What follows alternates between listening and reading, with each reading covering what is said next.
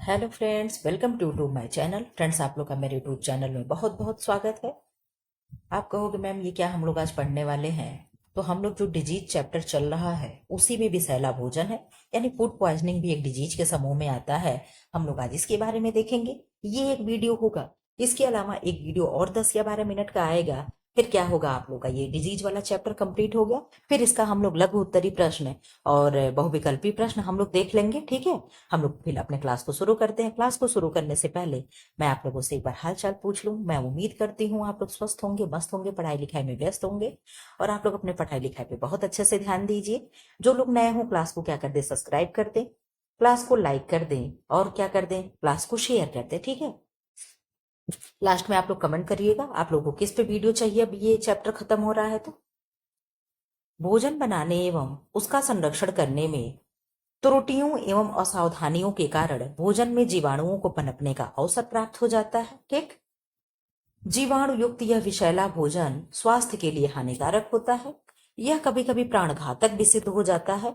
आप लोग टीवी वगैरह में देखते होंगे कैसे खाना खा करके सारे लोग क्या होते हैं, एकदम तमाम बेहोश होने लगते, वॉमिटिंग होने लगती है। ठीक है, तो ये क्या है, कोई बहुत बीमारी क्या होती, प्राणघातक सिद्ध हो जाती है। इस प्रकार के मुख्य जीवाणुओं, उनके द्वारा होने वाले विकारों तथा उपचारों एवं बचाव का सामान्य विवरण नीचे दिया गया है। नंबर 1 क्या है, साल्मोनेला समूह। आप लोग इसे बहुत अच्छे से पढ़िएगा ध्यान से।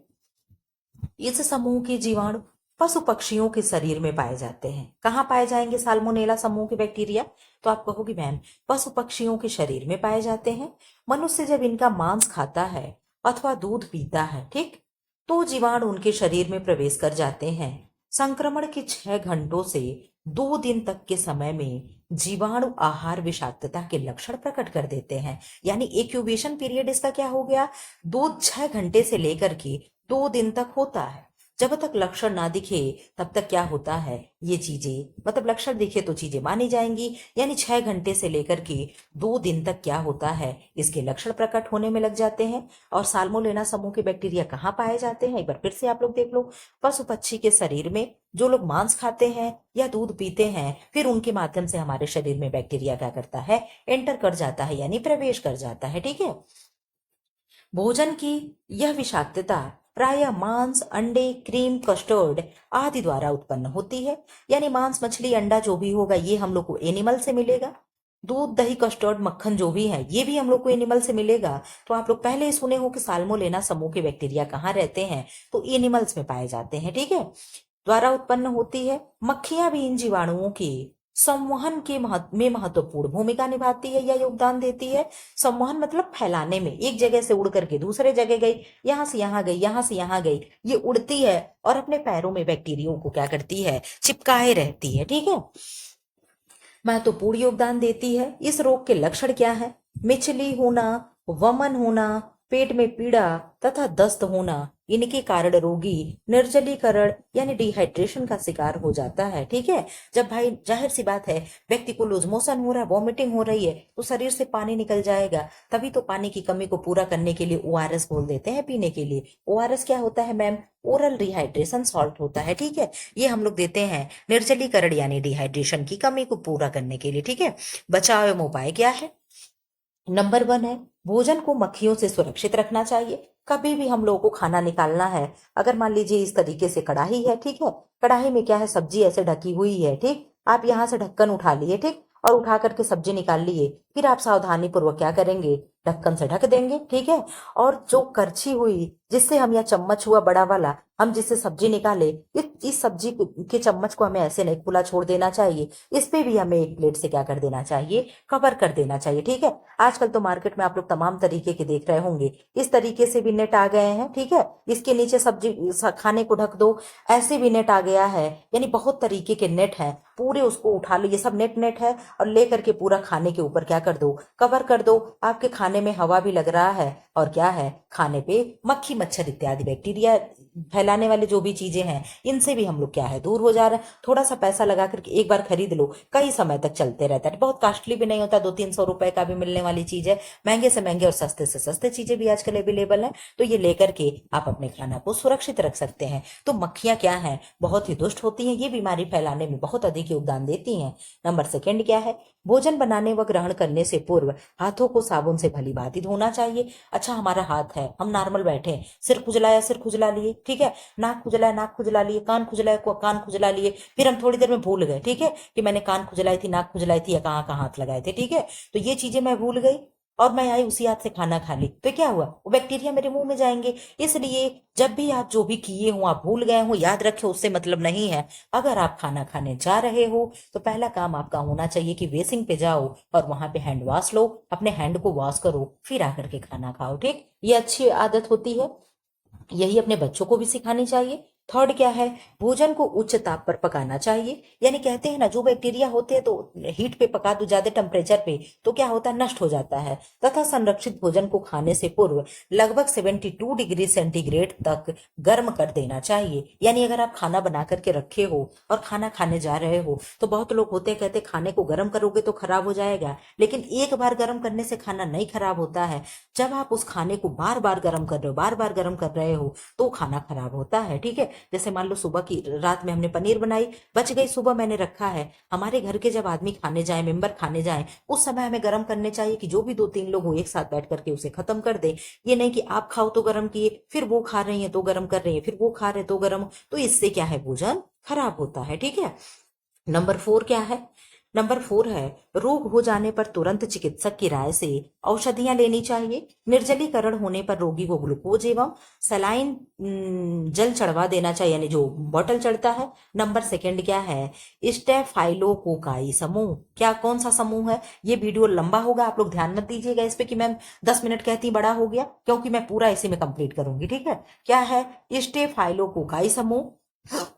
इस समूह के जीवाणु प्रायः वायु में, मनुष्यों की नाक, गले, फोड़े फुंसियों व घावों में पाए जाते हैं। ये भोजन बनाते समय खांसने व छींकने तथा गंदे हाथों के माध्यम से भोजन में प्रवेश कर जाते हैं। भोजन के विषाक्त होने का प्रमुख कारण भोजन के पकाने के पश्चात इसे अधिक समय तक खुला रख रख छोड़ना है। यानी आप समझे क्या कह रहा है, भोजन के विषाक्त होने का मुख्य कारण क्या है कि भोजन के पकाने के पश्चात, पश्चात यानी बाद में, इसे हम अधिक समय तक खुला छोड़ देते हैं, इसलिए क्या होता है, ये और विषाक्त हो जाता है, ठीक है। कौन से समूह है, स्टेफाइलोकोकाई समूह है, ठीक है। ये कहाँ रह रहा है इसके जीवाणु, आप कहोगे मैम वायु में रह रहा है, मनुष्य के नाक में रह रहा है, गले में, फोड़े फुंसियों तथा घाव में ये पाए जाते हैं। कौन से बैक्टीरिया है मैम, स्टेफाइलोकोकाई समूह के बैक्टीरिया है, ठीक है। अभी आप लोग ऊपर पढ़े वो बैक्टीरिया कहाँ पाई जा रही थी, उसका नाम क्या था, आप कहोगे मैम साल्मोनेला समूह के थे, और वो मनुष्यों, जानवरों के शरीर में पाए जा रहे थे, ठीक है। ये चीजें हो गई ना, ठीक। इस प्रकार का विषाक्त भोजन खाने के 1 से 6 घंटा के अंदर आहार विषाक्तता यानी फूड पॉइजनिंग के लक्षण प्रकट होने लगते हैं। रोगी शिथिल हो जाता है, यानी रोगी इनएक्टिव हो जाता है, उसके अंदर कोई भी एक्टिविटी, मतलब उथल पुथल नहीं रहती है, वो एकदम शिथिल हो जाएगा। यह विषाक्तता अधिक भयानक परिणाम नहीं दिखाती है। यानी जो साल्मोनेला समूह के जो बैक्टीरिया थे वो ज्यादा घातक थे, स्टेफाइलोकोकाई के जो समूह के बैक्टीरिया हैं ये उतने खतरनाक नहीं है। इनसे बचाव क्या करना है, नंबर 1, भोजन बनाते समय सावधानी से छींकना व खांसना चाहिए, क्योंकि वो बैक्टीरिया हमारे गले, छींक, नाक और घाव, फोड़े फुंसी में रह रहे हैं। नंबर 2 क्या है, भोजन बनाने से पूर्व हाथों को भली भांति साबुन से धुलना चाहिए। भाई हमें सफाई का विशेष ध्यान देना चाहिए, चाहे कोई रोग हुआ हो ना हुआ हो। बिना हाथ धुले खाने को हमें टच नहीं करना चाहिए, बिना हाथ धुले हमें खाना नहीं खाना चाहिए। सफाई का तो हमें विशेष ध्यान देना चाहिए। नंबर 3 क्या है, भोजन पकाने के बाद ठंडा कर उसे रेफ्रिजरेटर में रखने से जीवाणु के पनपने की संभावना कम रहती है। यानी खाना खा लो, ठंडा हो जाए तो फिर हमें क्या है, उसे फ्रिज में रख देना चाहिए। अत्यधिक ताप पर बहुत देर तक भोजन पकाने पर भोजन का विषैलापन नष्ट हो जाता है। क्या कहते हैं, मीट मछली को बहुत अच्छे से पकाना चाहिए, ताकि जो भी इफेक्टेड क्या हो, डिफेक्टेड जानवर हो। भाई आप देखने तो जा नहीं रहे हो कि बकरी 2 दिन की मरी पड़ी थी कि ताजा काटा है, आपको दिया, आप लेकर के आ गए, लेकिन उसके जहर को नष्ट करना है तो आपको क्या है, बहुत ही देर तक भोजन को धीमे धीमे आंच पे क्या है, पकाते रहना है, ठीक है।